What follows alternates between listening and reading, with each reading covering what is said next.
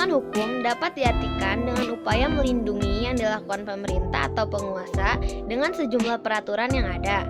Singkatnya, perlindungan hukum adalah fungsi dari hukum itu sendiri, yaitu memberikan perlindungan. Suatu perlindungan hukum dapat dikatakan sebagai perlindungan hukum apabila mengandung unsur-unsur seperti yang pertama, adanya perlindungan dari pemerintah kepada warganya.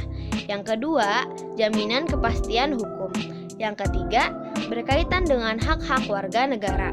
Yang keempat, adanya sanksi hukuman bagi pihak yang melanggarnya. Penegakan hukum merupakan syarat terwujudnya perlindungan hukum. Kepentingan setiap orang akan terlindungi apabila hukum yang mengaturnya dilaksanakan dengan baik oleh masyarakat ataupun aparat penegak hukumnya. Sebagai negara hukum, Indonesia wajib melaksanakan proses perlindungan dan penegakan hukum.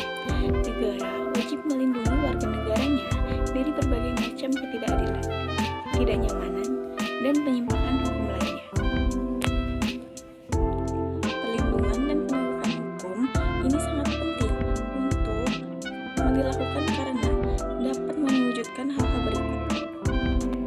Yang pertama, tegaknya supremasi hukum bermakna bahwa hukum mempunyai kekuasaan mutlak dalam mengatur pergaulan manusia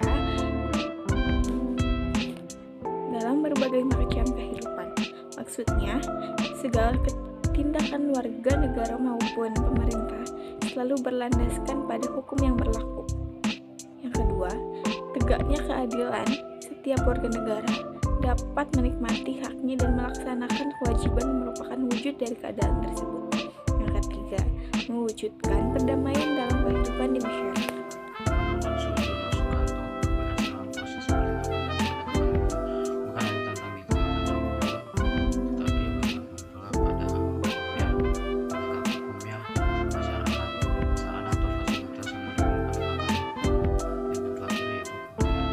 Peran kepolisian dalam menjamin keadilan dan kedamaian. Pasal 16 Undang-Undang RI Nomor 2 Tahun 2002 tentang Polri telah menetapkan kewenangan sebagai berikut. Yang pertama, melakukan penangkapan, penahanan, penggeledahan, dan penyitaan.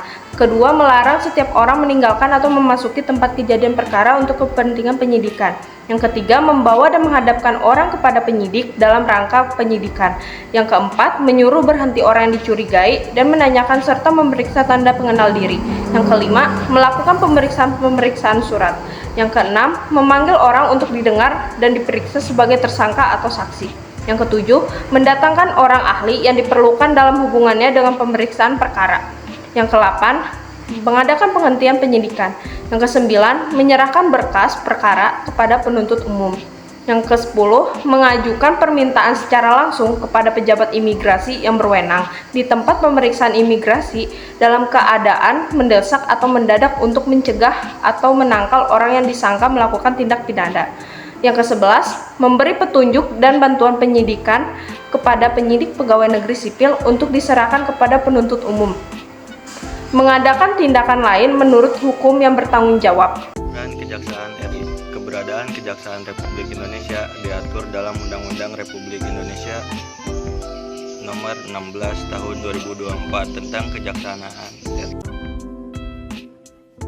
Peran hakim sebagai pelaksana kekuasaan kehakiman menurut Undang-Undang Republik Indonesia Nomor 48 Tahun 2009 tentang kekuasaan kehakiman, yang merupakan penyempurnaan dari Undang-Undang Republik Indonesia Nomor 4 Tahun 2004 tentang kekuasaan kehakiman.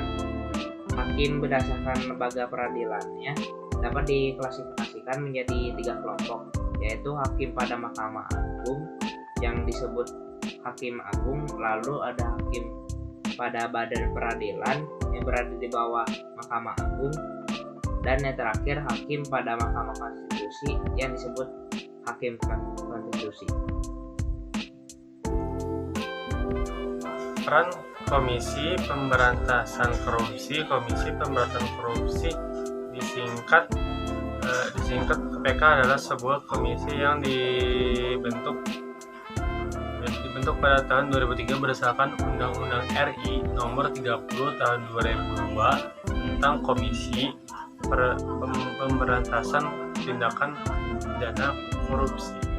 Sekian penjelasan dari Bapak Pelaksana mengenai perlindungan dan penegakan hukum Indonesia. Wassalamualaikum warahmatullahi wabarakatuh.